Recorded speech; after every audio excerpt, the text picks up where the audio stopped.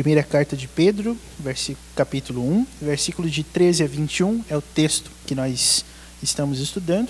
Mas hoje eu vou ler com vocês a partir do versículo 17 até o versículo 21, ok? Então vamos acompanhar a leitura da palavra do Senhor.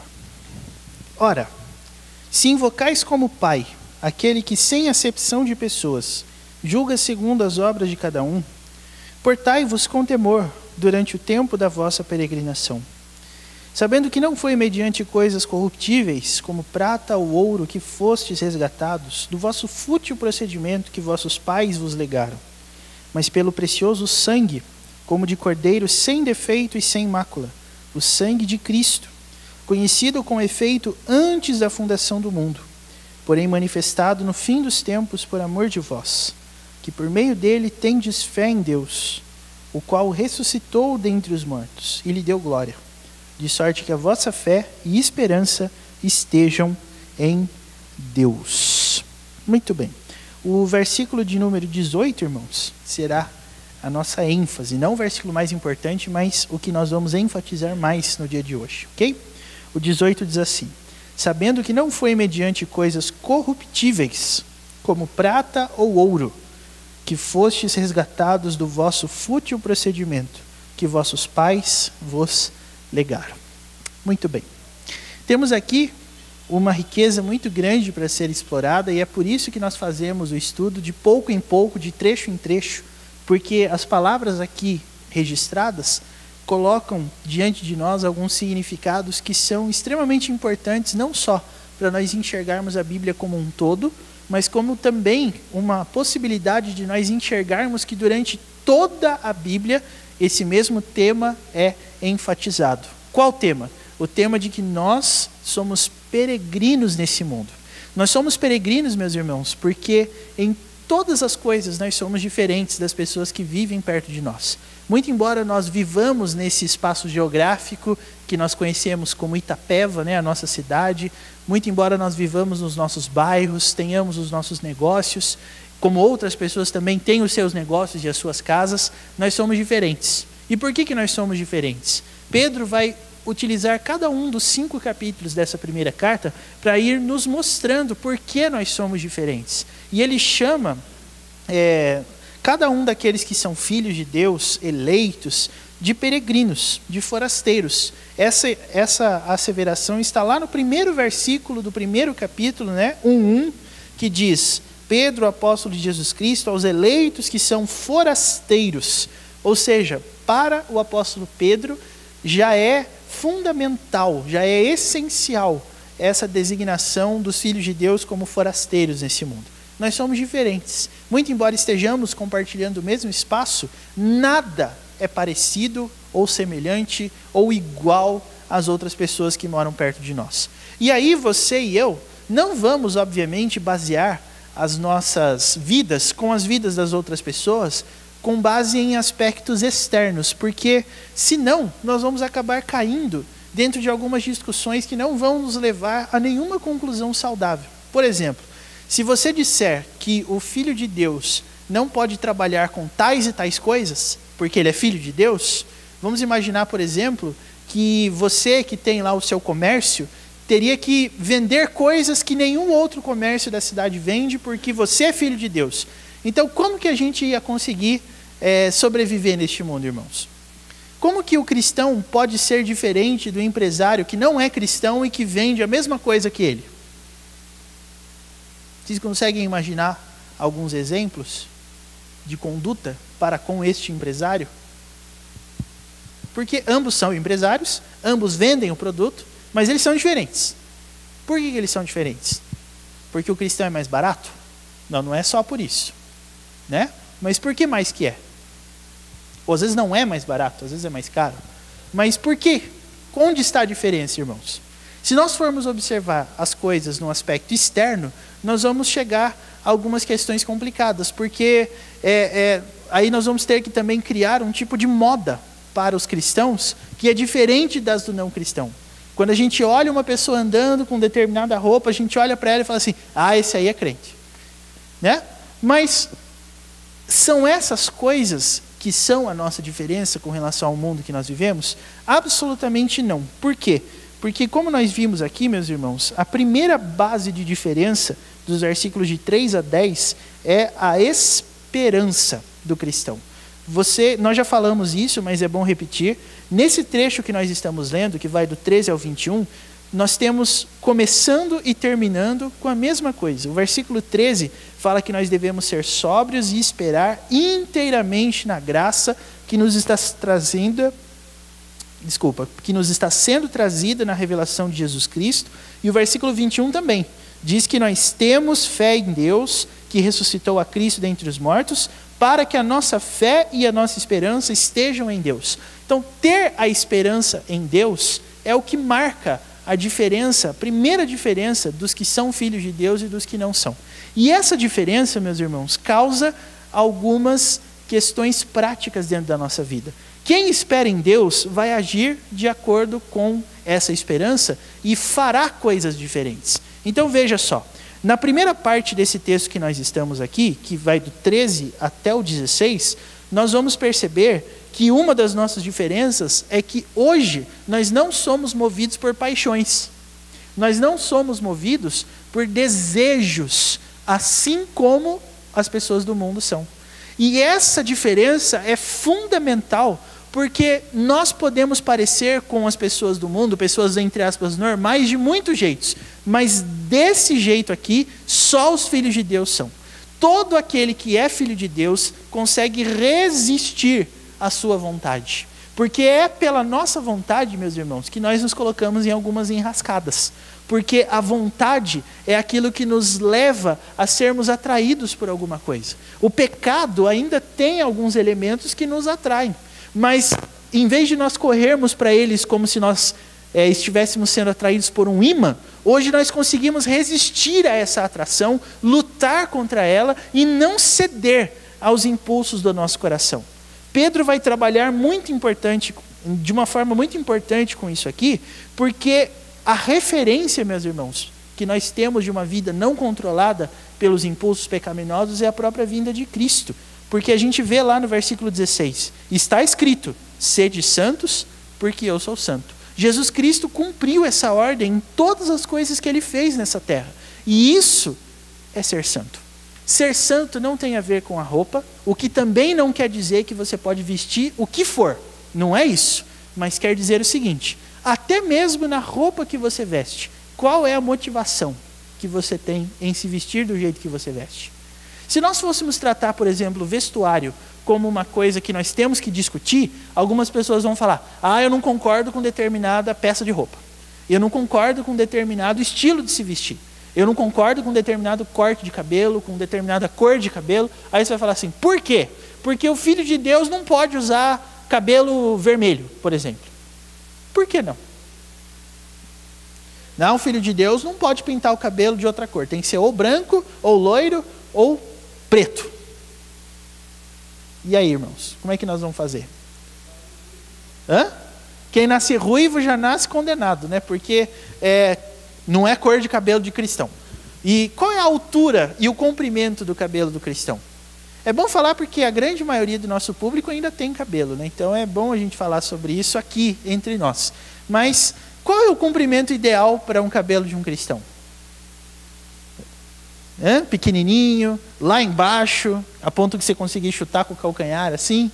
Ou vocês perceberam? Esse é um tipo de discussão que não vai levar a lugar nenhum. E é exatamente por isso que o apóstolo Pedro não está focando nessas coisas. Mas ele nos dá uma ordem interessante. O versículo 15 fala assim, assim como é santo aquele que vos chamou, tornai-vos santos também vós mesmos em todo o vosso procedimento. Então, a ideia aqui não é nós questionarmos a cor da roupa, a cor do cabelo, mas é nós perguntarmos, a sua motivação para se vestir desse jeito, dessa forma, é a santidade? Quando você e eu escolhemos a roupa, a gente fala assim, a gente escolheu essa roupa aqui porque a gente gosta, a gente acha bonito, mas entenda uma coisa, todo o seu pensamento, todas as suas paixões, todo o seu procedimento tem dentro de si motivações egoístas e pecaminosas. E é contra esses propósitos que você deve lutar. Porque quando a gente escolhe uma roupa porque ela é bonita, na verdade ela não é tão bonita assim. Mas a gente acha bonita, por alguma razão. E Pedro nos convida a pensar, qual razão? Se a gente estivesse falando, por exemplo, para adolescentes e jovens, na maioria de nós, a gente mandaria que eles tomassem muito cuidado com a vestimenta. Por que, irmãos, que a gente fala isso para os nossos jovens e adolescentes? Que eles têm que tomar cuidado com a roupa que eles vestem? Ou não tem? Não tem, né? Por quê? Opa, várias respostas. Então vamos fazer como a gente faz nos concílios, né? Quem está mais longe primeiro. Hã? Então tem um limite, né? É isso que o senhor quer dizer, né, senhor? Tem um limite para as coisas. Dona Daís, a senhora falou também, não falou? Parece que eu escutei a senhora falando.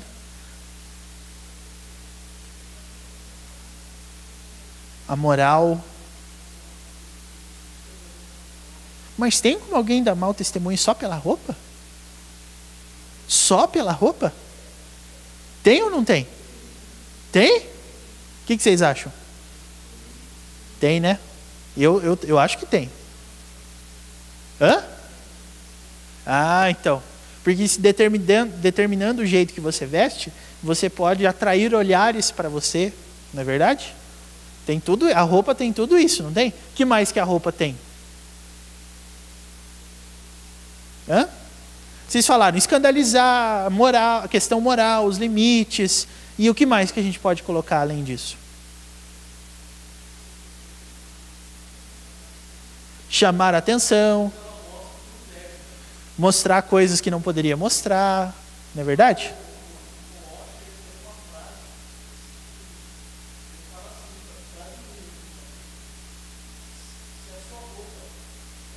It's a frame to your body.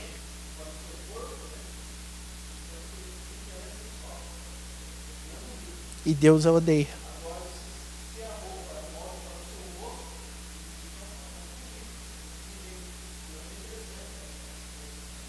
Então, irmãos, nós estamos discutindo esse assunto aqui, não é para a gente chegar a uma conclusão do tipo assim, o problema está na cor tal, no tamanho tal, do jeito tal. Não, o problema qual que é? É a motivação. Uma pessoa que se veste para chamar atenção, o que ela quer? Chamar atenção. É simples, não é? É muito simples. É igual a pessoa, tem como você falar, eu já disse isso várias vezes aqui, mas o cara que rouba pode ser chamado de ladrão? Ele é ladrão. Mas e se ele chega e fala assim, não é só porque eu roubei uma vez que eu sou ladrão agora. Ladrão é quem rouba dinheiro público. Ele é ladrão também, né? Existem vários tipos. Então é esse o ponto aqui, meus irmãos. Ser santo não quer dizer que nós estamos falando de coisas externas, mas nós estamos falando de motivações internas. A ideia aqui não é que você demonize um determinado jeito de ser, mas que você pergunte para dentro de você mesmo, por que você quer ser assim? Ser santo no seu procedimento significa que você se preocupa em agradar a Deus com tudo que você faz, inclusive no seu jeito de se vestir. E entenda isso, todo tipo de avaliação pessoal sobre alguma coisa, ela é pessoal, mas ela é uma avaliação que não é neutra moralmente falando. Você acha aquilo bonito e aquele outro feio por causa de um motivo. E é esse motivo que reside a tentação na qual você pode cair ou a possibilidade para você não pensar de forma santa. Então, ser santo, meus irmãos, tem a ver com isso. O versículo 14 fala que como filhos da obediência, nós não podemos nos amoldar às paixões que nós tínhamos antes. Então, eu não posso basear o meu jeito de ser em coisas como eu sou assim, eu gosto assim, eu vivo assim, e quem não quiser não gosta, mas eu gosto e eu vou fazer assim, doa quem doer. E não é esse tipo de coisa que o cristão faz, porque isso é aquele que o filho da desobediência faz. Então, se eu quero agir, meus irmãos, eu devo agir com base na aprovação de Deus. Como é que eu vou como é que Deus vai aprovar o meu jeito de ser se eu tenho motivações que não têm a ver com isso? Então eu preciso pensar nisso? Preciso, porque ser santo tem a ver com isso. E eu acho muito interessante que Pedro como já mencionei semana passada, relacione santidade com paixão. Isso aqui é muito, mas muito digno de ser melhor explorado.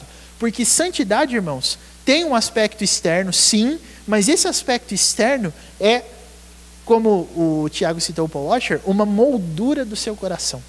Aquilo que você é por fora reflete o que você é por dentro. Nunca essas coisas estão dissociadas. Nunca. Jamais. Porque é por meio das ações que nós mostramos o que tem dentro do nosso coração. Então você pode se perguntar, por exemplo, por que as pessoas gostam tanto de falar mal umas das outras nas costas das próprias pessoas? Aí você vai falar assim, eu não gosto disso. Gosta sim. Gosta sim. Tá? Eu não estou aqui dizendo que um é e o outro não é. Eu estou dizendo que todos nós somos assim. Quando nós estamos bravos com alguém, meus irmãos, a primeira coisa que a gente quer é que alguém fale o nome daquela pessoa e ela fica no meio assim para a gente começar a atirar nela. Todo mundo faz isso. Eu faço, você faz. E a questão é, nós devemos? E se eu chegar à conclusão que não devo, então eu vou perceber que dentro do meu coração existe um conflito. O que eu preciso fazer e o que eu não posso fazer. E o que eu gosto de fazer, mas não posso. E você vai perceber que para ser santo, você vai ter que lutar contra muita coisa que você gosta de fazer. Porque o seu coração tem paixões que são típicas de um coração não regenerado. Santidade tem tudo a ver com paixão, irmãos. E muito embora exista um grande debate entre os estudiosos quanto à natureza da palavra paixão, porque tem gente que vai falar assim, todas as vezes que a palavra paixão aparece na Bíblia é no sentido negativo, são paixões proibidas, coisas que nós não podemos sentir. É verdade isso? É verdade. Mas a paixão, a palavra paixão, não é uma coisa ruim em si mesma, na minha opinião. A motivação que leva você a se apaixonar ou a ser atraído por alguma coisa ou pessoa é que é o ponto. Porque Deus tem paixão pela sua glória. Deus é o maior apaixonado por Deus que existe. Jesus Cristo é o maior apaixonado por Deus que existe. Porque ele viveu de forma santa. Ele queria isso. Ele se deleitava nisso. Paixão, meus irmãos, tem tudo a ver com o que traz alegria para o seu coração. Então, se você é uma pessoa apaixonada por chocolate, é porque comer chocolate faz bem para você. Mas não só porque é gostoso. Você já reparou que as comidas que a gente gosta deixam a gente feliz? Feliz. Se você está num dia meio tristonho, assim, meio nublado, e você fica sabendo que de noite você vai comer tal coisa, muda tudo. Parece que surge um sol gigantesco no seu céu. Irmãos, é comida. Comida. Mas isso nos traz alegria. Hã? Não? Não, então. Não é uma comida, são todas, né? Como diz o Chaves, é aquele que olha no menu e fala, daqui para cá tudo, né? Então, irmãos, percebam, por que as nossas paixões têm a ver com isso? Porque eu só gosto das coisas que por algum motivo me fazem bem. Mas nem todas as coisas que me deixam felizes, que me deixam satisfeito, são coisas que agradam a Deus. É por isso que santidade é uma mudança na orientação da paixão. Eu não faço mais porque eu gosto, eu faço porque Deus gosta. Eu pode ser que não goste, mas eu vou ter que fazer. Aí a gente lida com as coisas assim. Por exemplo, várias vezes a gente já provocou vocês aqui na igreja falando isso. Tem alguns aqui que eu sei não gostam de ler. E eu não estou falando só por causa dos livros da livraria, não. Eu estou falando da Bíblia. Porque se você não gosta de ler, como é que você vai ler a Bíblia? Aí você vai falar assim, mas a gente lê de pouquinho. Irmãos, o Salmo 1 diz assim, o seu prazer está na lei do Senhor e na sua lei medita de dia e de noite. Ou seja, como é que você vai discutir com um negócio desse? Não tem como discutir. Se você ama a lei do Senhor, você lê a lei do Senhor de dia e de noite. E se eu só leio de dia e não leio de noite? Falta o que na minha vida? Alegria, paixão, felicidade em ler a palavra de Deus. Santidade tem a ver com isso, irmãos. É você sentir um prazer igual ou maior do que aquela comida maravilhosa que você ama comer em relação às coisas de Deus. Quando você se sentir assim obedecendo a Deus, você está no caminho próprio das coisas de Deus. E é por isso que eu falei, por exemplo, de fofoca. Porque não dá pra gente falar que fulano e ciclano é fofoqueiro, porque todos nós temos uma semente de fofoca dentro de nós. Se a gente não gosta de falar mal das pessoas, a gente não impede as pessoas de falarem mal umas das outras também. E isso traz alegria para o nosso coração. Porque, irmãos, não tem coisa melhor no mundo do que você pegar uma pessoa, colocar ela, ainda que invisivelmente, no centro da sua roda e começar a fazer uma roleta russa, né? Batendo, chutando, porque isso traz alegria para o nosso coração pecaminoso e egoísta. Porque a gente se projeta de uma forma maior, superior àquela pessoa. A gente diz, para mim esse fulano não vale nada. E isso é bom, sabe por quê? Porque eu dizer que ele não vale nada quer dizer que eu valho mais que ele. Até nisso a gente consegue ser egoísta. A gente gosta de falar que fulano é mentiroso porque a gente não se considera mentiroso, entendeu? A gente até fala do tipo assim, não, eu tenho um monte de defeito, mas esse aí eu não tenho. E qual que é a diferença? Transgressão é transgressão, não é? Eu não adultero, mas eu matei. Mas pelo menos eu não adulterei. Ué? Qual que é a lógica de argumentar dessa forma? Não tem lógica. É tudo transgressão da lei do mesmo jeito. Então, irmãos, é isso que está acontecendo aqui. Nós somos chamados por alguém que é santo, nós também devemos nos tornar santos em todo o nosso procedimento. E o último destaque é na palavrinha tornai-vos santos. Veja aqui, ser santo, meus irmãos, esse jogo de palavras aqui não é um jogo de palavras por acaso, não. Mas veja que a ordem é para que a gente se torne santo baseado numa ordem para ser. O versículo 15 diz, tornai-vos santos. O versículo 16 diz, sede santos. Qual que é a diferença entre tornar-se e ser? É meio filosófica, né? Mas para explicar isso de uma forma bem fácil, entenda. Ser é essencial. Tornar-se é transformar a essência. Então, se eu estou me tornando santo, é porque antes eu não era. Mas a partir de um certo momento, eu passei a ser. E é exatamente isso que santidade é na nossa vida. Uma progressão, uma continuidade, não é uma obra feita. Se você disser, por exemplo, para mim hoje que você é santo, eu vou ter que discordar num ponto e concordar no outro. Por quê? É santo porque Deus te fez santo em Cristo Jesus. Mas você se torna santo todos os dias, porque todos os dias eu preciso lutar contra o pecado. No dia em que eu olhar para uma atitude ou uma pessoa que incita pensamentos pecaminosos no coração e não sair correndo em direção a ela, é porque eu já não tenho mais problemas com o pecado. Mas, enquanto esse dia não chega, nós temos que nos tornar santos. Então, irmãos, algumas pessoas até falam assim, é porque perfeito é só um. E é verdade. Mas isso não quer dizer que eu não tenho que buscar me tornar perfeito. Porque às vezes a gente fala que perfeito é só um, meio que para se justificar, entendeu? Não é que eu quero ser perfeito. Eu não sou e vivo bem não sendo, e é isso aí. Não é isso aí, não. A palavra de Deus diz o que para nós? Tornai-vos em todo o vosso procedimento. Eu tenho que querer, ou seja, eu tenho que sentir alegria em ser santo. Eu tenho que sentir prazer em ser santo, e não no pecado. Porque paixão é coisa antiga. Hoje, é diferente a minha vida. Sobre esse primeiro ponto, irmãos, alguma pergunta? Ou consideração, talvez? Não? Sim?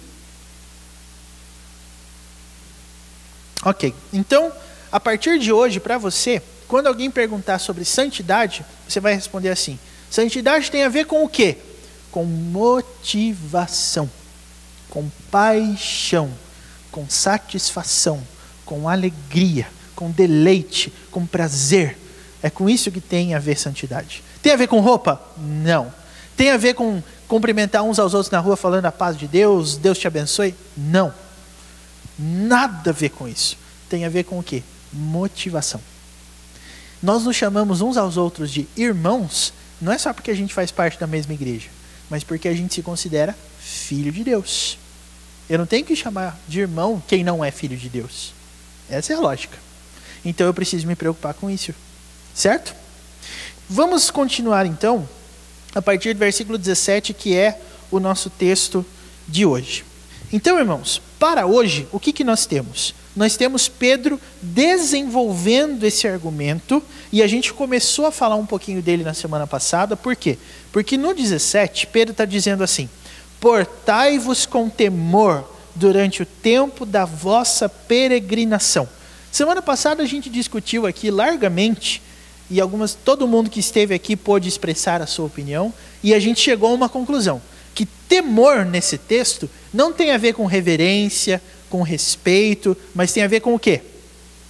Com medo mesmo, com morrer de medo, com tremer, mas não de frio, de medo na presença de Deus. Temor é um elemento muito importante na vida de quem quer se tornar santo.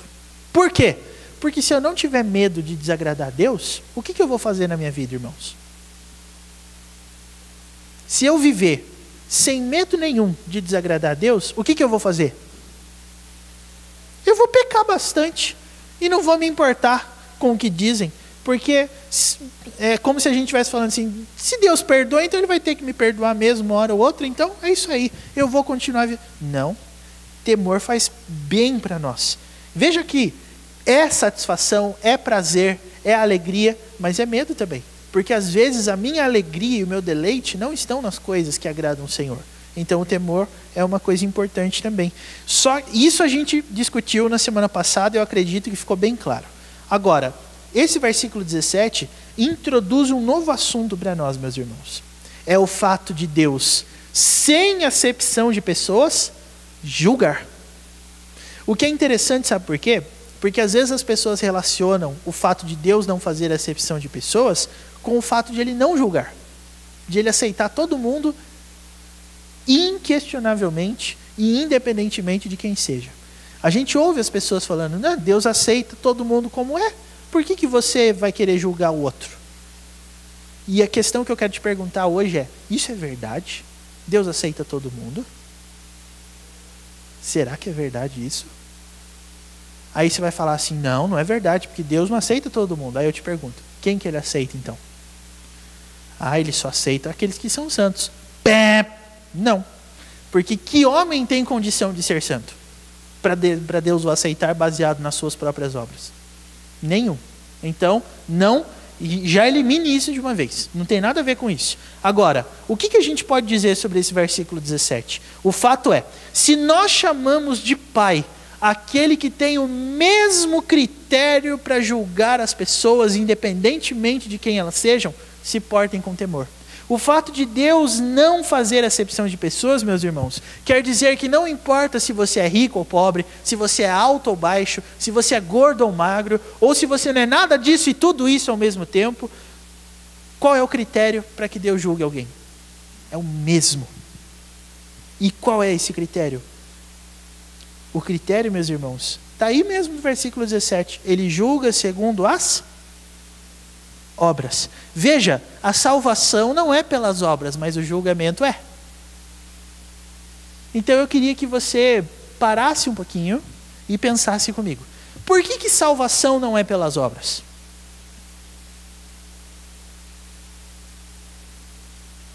Salvação é pela fé, todo mundo sabe, né? Mas por que salvação não é pelas obras? Oi? Porque se eu pudesse ganhar, eu faria e conseguiria, mas eu não consigo. E ninguém consegue, então não pode ser. Mas o texto está dizendo que o julgamento é pelas obras. Por quê?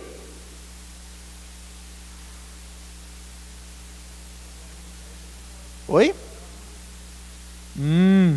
É por aí mesmo que começa. Agora, vamos pegar o novelinho de lã e desfazer. Onde que esse raciocínio vai nos levar? Eu estou dizendo para vocês que salvação não é pelas obras, mas o julgamento é. Por quê?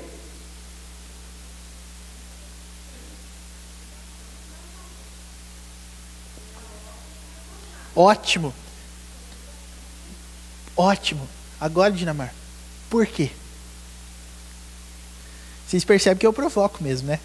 Por quê? É porque eu quero que você puxe o novelinho, desenvolva. Por quê? Deus. Por quê?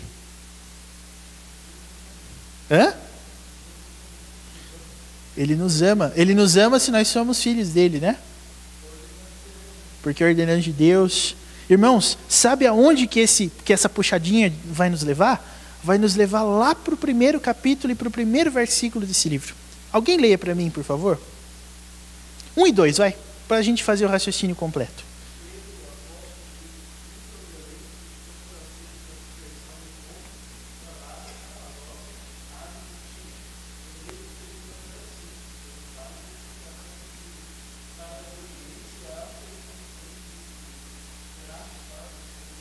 Vocês lembram como que eu comecei esse estudo? Eu comecei esse estudo falando que os cristãos em relação ao mundo são forasteiros. Isso quer dizer que eles são diferentes.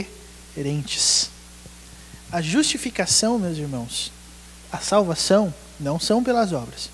Porque ninguém poderia fazer tudo o que Deus pede para merecer pelas obras da salvação. Mas por que o julgamento final de Deus é pelas obras? Porque quando Deus salva alguém, Ele torna essa pessoa em relação ao mundo de onde ela saiu, diferente. Então, o ponto aqui é exatamente esse. O julgamento de Deus tem que ser assim, porque se não fosse assim, se todo mundo fosse ter o mesmo destino lá no final, qual que é a vantagem de ser diferente? Se o destino de todo mundo fosse a tumba, você ia viver 40, 50, 60, 70, 80, 100, 150 anos, não importa, mas você ia morrer, ia ser enterrado e acabou por ali.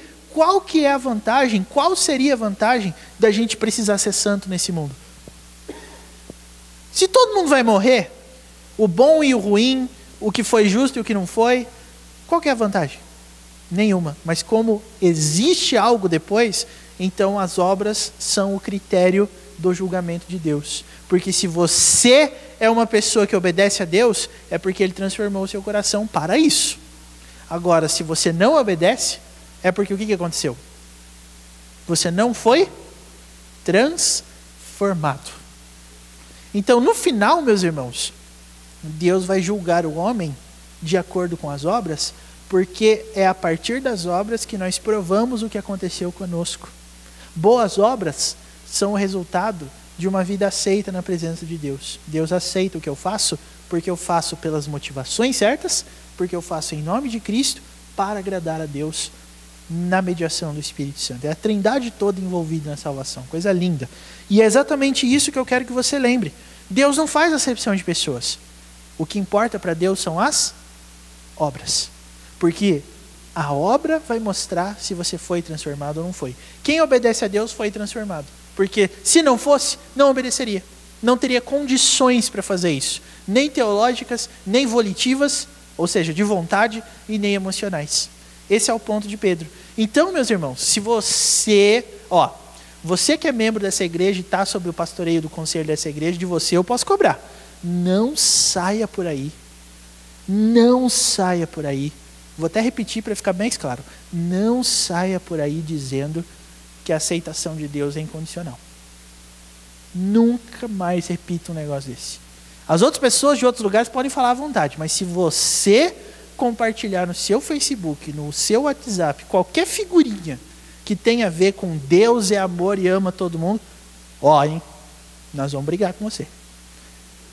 Vai pro conselho.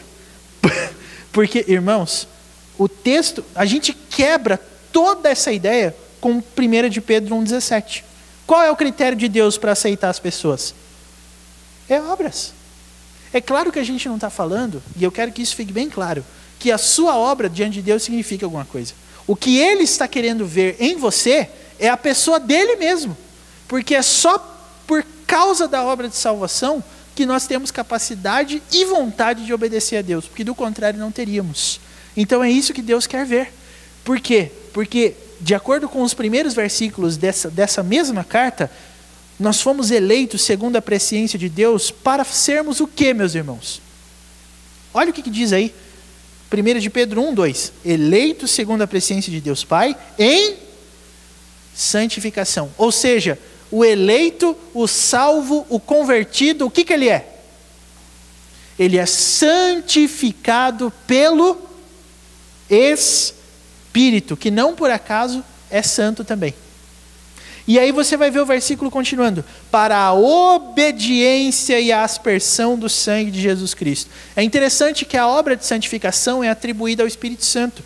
Mas a obra de obediência é atribuída a Cristo. Porque, meus irmãos, Cristo é o nosso modelo de obediência. É Ele que torna possível a nós obedecermos a Deus, porque Ele conseguiu. Ele morreu, Ele ressuscitou. Então o pecado já não tem mais domínio sobre alguém que vence a morte. E é exatamente isso que está em jogo aqui. Nós somos eleitos em santificação do Espírito para a obediência e a aspersão do sangue de Jesus Cristo. Isso quer dizer, é o spoiler de domingo à noite, tá? Que a pessoa cheia do Espírito Santo automaticamente também será uma pessoa santificada. E aí eu faço aquela pergunta que é bem cretina. Espírito Santo tem a ver com agitação, com pular, com gritar, com virar cambalhota, com fazer todas essas coisas que a gente vê por aí? Com o que santificação, ou melhor, com o que o Espírito Santo tem a ver? Santificação. Porque, meus irmãos, a obra de santificação é uma obra que só o Espírito Santo pode fazer. Só Ele. Então, se você acha que os são meio paradinhos, porque não tem ninguém falando glória a Deus, aleluia, batendo palma, a questão não é essa. A questão é que você pode até ser uma pessoa que faz isso, não tem problema nenhum. Mas você é obediente? E eu não posso generalizar, porque seria insensato, egoísta da minha parte. Mas uma coisa eu digo para você. Existe uma tentação muito grande no nosso coração de nós convencermos as pessoas pelo grito. Então é bem provável que muita gente que quer se fazer ouvir no culto esteja fazendo isso para compensar alguma coisa que lá dentro do coração dela ela esteja fazendo. Eu não estou dizendo que todo aquele que grita glória a Deus no culto tem pecado oculto. Não estou dizendo isso, tá? Não estou dizendo isso. Mas o que eu estou dizendo é que se você é uma pessoa que faz questão de ser vista, cheguei, estou aqui, é porque de fato você pode estar sendo tentado a dizer para as pessoas que você é uma coisa que Deus sabe e você sabe que você não é. Então cuidado com isso. Eu gosto muito, sabe, quando você dá aquele glória a Deus, mas esse glória a Deus precisa ser dado em voz alta? Não precisa. Às vezes alguém até me pergunta, várias vezes já me perguntaram, por que na sua igreja ninguém dá glória a Deus? Aí eu digo, como é que você sabe? Aqui na igreja eu já andei percebendo, tem muitas pessoas que quando elas querem interagir, elas fazem isso quietinhas, para elas mesmas. A gente fala alguma coisa, ou aqui a gente toca alguma coisa, canta alguma coisa, e a pessoa fala assim, amém. Só ela escuta. Mas irmãos, precisa ser mais do que isso? O Augustus Nicodemos, o vice-presidente do Supremo Concílio da IPB, que é um dos pastores que hoje tem ganhado bastante espaço devido à qualidade da pregação dele, ele escreveu um texto sobre esse assunto que eu estou comentando com vocês, e o finalzinho desse texto, eu gravo as palavras exatas até hoje. Ele disse assim, não me condene pela minha forma de agradecer a Deus pela salvação que Ele me deu, ser em silêncio. Foi isso que ele disse. Ele escreve no texto, no finalzinho, eu não lembro bem as palavras, antes dessa parte, mas ele diz assim, com as minhas palavras, eu não sou uma pessoa de levantar a mão, eu não sou uma pessoa de bater palma, eu não sou uma pessoa de gritar, mas você pode ter certeza que no meu coração existe gratidão a Deus por eu ser salvo. Então o silêncio não quer dizer nada. Quem é que disse que o silêncio é coisa de gente fria? Quem que sabe disso? Quem que julga isso? Pois não.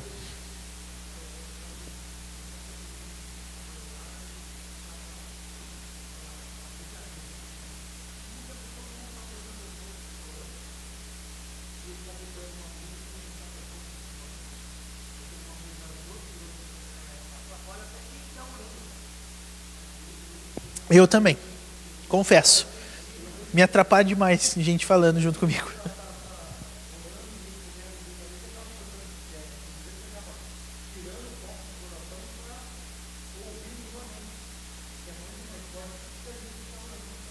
Uhum.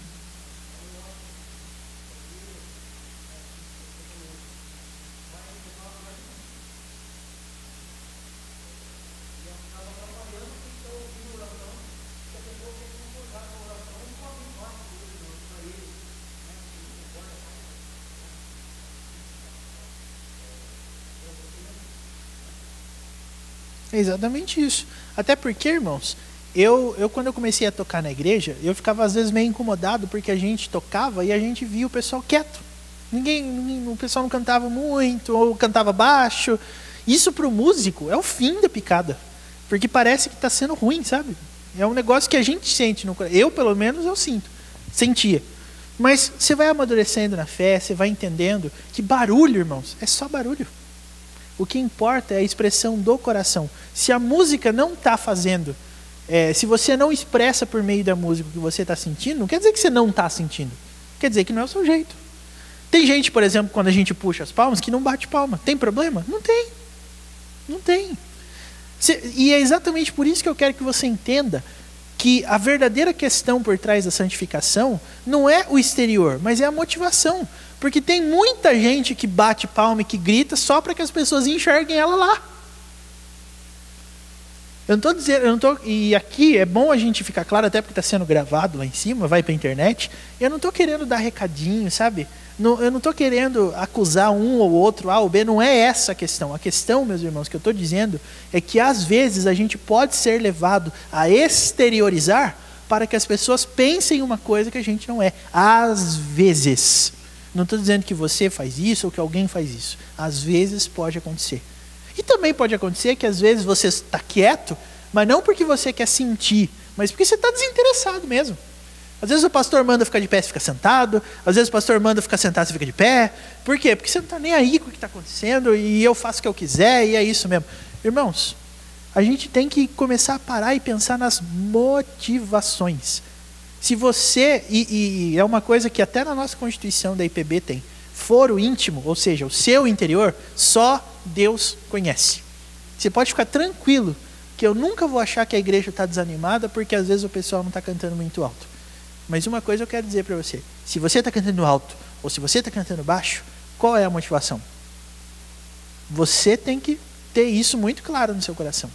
Às vezes você pode cantar uma música mais alta ou mais baixa porque você tem uma predileção especial por ela, isso é perfeitamente respeitável, mas nunca pode ficar acima da motivação verdadeira, a glória de Deus. Lembre, Deus está vendo, Deus conhece, Deus entende disso, Deus sabe disso, tá? Mais alguma coisa sobre isso? Antes da gente prosseguir mais? Bom, então, já que a gente já estourou o tempo regulamentar, estamos nos minutos de acréscimo já, mediante o versículo 18, meus irmãos, sabendo que não foi mediante coisas corruptíveis, como prata ou ouro, que fostes resgatados do vosso fútil procedimento que vossos pais vos legaram. Qual é a expressão mais interessante desse versículo 18, na minha opinião? São essa questão dos vossos pais vos legaram. Por quê? Exatamente a quem Pedro está se referindo quando ele fala vossos pais. Existe uma infinidade de interpretações com relação a isso, e eu vou escolher algumas aqui nessa noite, que tem mais a ver com o texto no meu modo de entender, mas antes disso, veja, ele chama prata ou ouro de coisas corruptíveis. E como a gente está vindo de Olimpíadas, né, irmãos? Prata e ouro são as honrarias mais altas. Prata, segundo lugar, ouro, primeiro lugar. Pedro está dizendo, isso aqui é corruptível. E qual que é o sentido dessa palavra? Pedro está dizendo assim, vocês não foram resgatados por nada que passa, que perde valor, que fica fosco, sem brilho com o tempo. Nada disso, meus irmãos, foi o que nos salvou. Mas o que nos salvou, versículo 19, foi o precioso sangue como de cordeiro sem defeito e sem mácula, o sangue de Cristo. Perceba que o sangue de Cristo é precioso no versículo 19, porque ele não tem defeito e porque ele não tem mácula. Porque o sacrifício de Cristo foi um sacrifício que diante de Deus foi aceito por ele não ter falha alguma. E é interessante aqui o apóstolo Pedro chamar o sangue de Cristo de precioso e não a prata ou ouro? Porque para muitos de nós, talvez, o objetivo na vida cristã seja a prata ou o ouro, mas não a perfeição da santidade. Quando a gente fala de vida com Deus, eu já disse isso em algum outro momento aqui na igreja, nós temos uma mania muito feia de analisar o progresso da nossa vida com Deus baseado em aumento de patrimônio. É o cara que fala assim: quando eu vim a Cristo eu morava de aluguel, hoje eu tenho casa própria, Deus me abençoou. Quando eu vim a Cristo eu andava de bicicleta, hoje eu tenho um carro, Deus me abençoou. Deus pode te abençoar dessa forma? Pode, mas quem disse que Ele vai te abençoar desse jeito o tempo inteiro? Sabe por quê, irmãos? Porque às vezes a gente conta essas histórias e o outro irmão que não foi abençoado da mesma forma pode pensar: mas e eu? Eu ainda moro de aluguel. Eu ainda tenho bicicleta. Quando é que Deus vai me dar um carro? E aí a gente vira para ele e fala assim: tenha fé. Ai, ai. Mas deixa isso para o domingo, né? Já que esse é o assunto de domingo. Veja, Pedro está relegando prata e ouro, meus irmãos, como algo corruptível.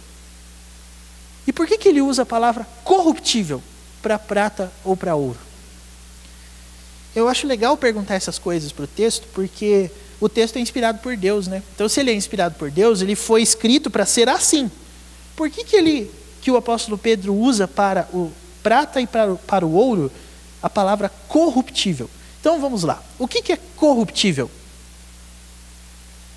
Corruptível é o que pode se corromper. Só que o sentido dessa corrupção é a degradação física, moral. Só que tem um detalhe: prata e ouro tem como se corromper moralmente?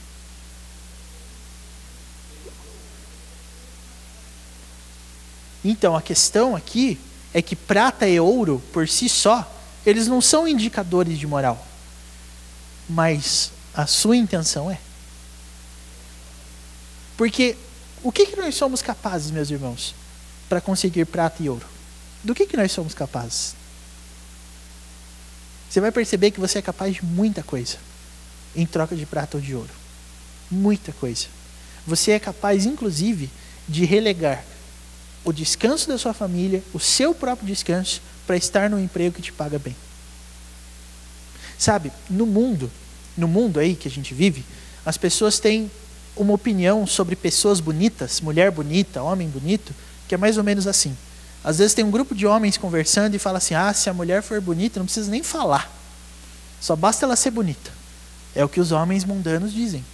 E as mulheres mundanas dizem isso dos homens também.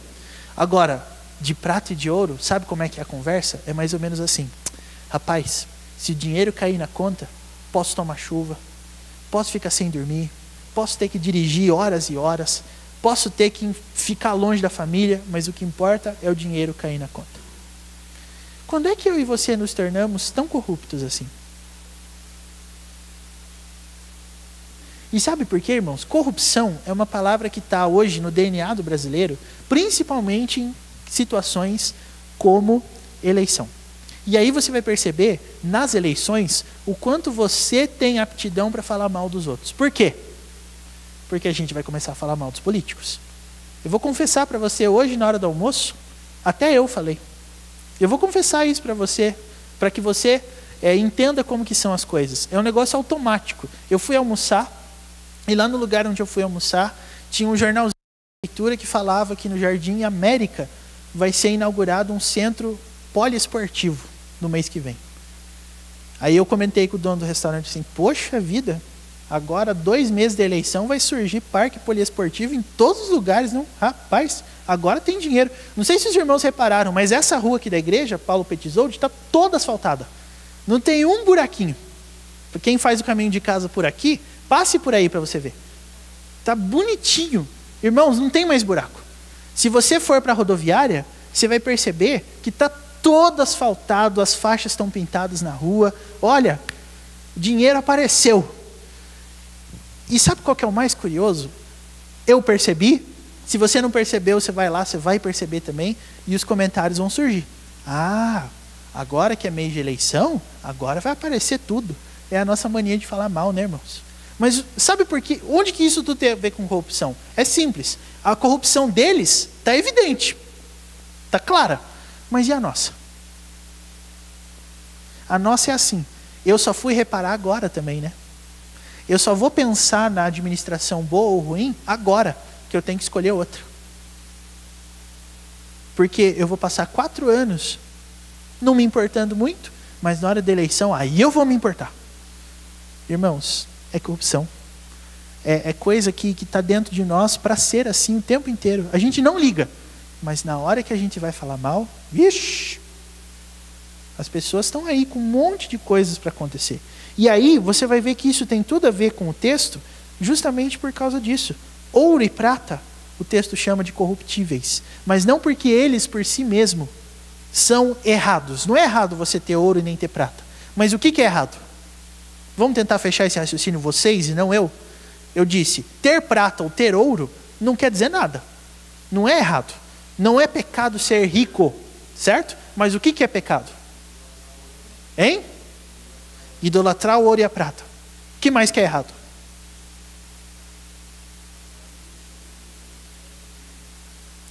É fazer de tudo visando ouro e prata. Mais uma. Para fechar de maneira meio presbiteriana, com 3. O que é errado no ouro e na prata? Isso. O coração voltado para elas. Ou seja, a gente fala assim, não, do jeito que tá bem. Mas bem que podia parecer um baú cheio de coisa, aí ia melhorar o meu dia, né? Aí, se eu andar... e aí a gente olha... esses dias eu vi uma coisa que eu até achei legal na internet.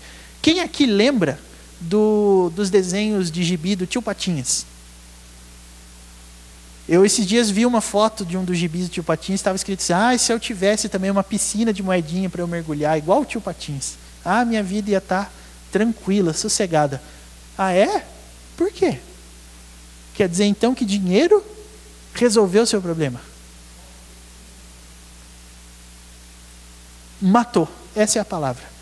Prata e ouro, meus irmãos, são chamados de corruptíveis aqui, porque eles são a fonte do nosso contentamento, prazer, alegria, satisfação. Você vai perceber que prata e ouro são coisas que por elas mesmas nos atraem tanto ou mais do que a vontade de ser santos. A gente fala, se eu tivesse prata ou ouro, meus problemas acabariam. Prata e ouro ia te ajudar a pecar menos? Ou será que iam te ajudar a pecar mais? Isso é interessante. Quando você ganha 500, qual que é o máximo que você pode gastar? 500, né? Agora, quando você ganha 2.000, você vai continuar gastando 500? Não vai, né? Você vai gastar 2.000. E se você passa a ganhar 5.000, você vai gastar 2.000? Você vai gastar 5.000. Por que será? Porque agora que eu ganho mais, estou poderoso. Agora eu posso fazer tudo. O céu é o limite. Irmãos, prata e ouro. Perceberam? Onde é que está o nosso contentamento, a nossa alegria, a nossa satisfação? Onde estão? Se você é daqueles que pensam que o dinheiro é a solução de todos os problemas, eu vou te perguntar, quais são os problemas que você tem? Será que você só tem problemas financeiros? Aí você vai perceber que não, você tem outros problemas. Mas o problema que eu mais me preocupo é o financeiro. Por quê? Porque onde está o teu tesouro? Coração. Esse é o negócio. Onde o seu coração como cristão tem que estar? Na santidade ao Senhor. E não é por acaso que na Arca da Aliança foram escritas com letras de ouro essa frase: santidade ao Senhor. Ela é mais preciosa. É o que o texto, é o contraste do texto aqui. Prata e ouro não são preciosos. Sabe o que é precioso para mim? O sangue de Cristo. E sabe por quê? Porque ele não tem defeito. Porque ele não tem mácula. Porque esse é o meu ideal. Eu quero ser assim. Mais do que ter muita prata ou muito ouro, sabe o que eu quero ser? Perfeito. Na presença de Deus. Que esse seja o nosso desejo, meus irmãos. Deus os abençoe.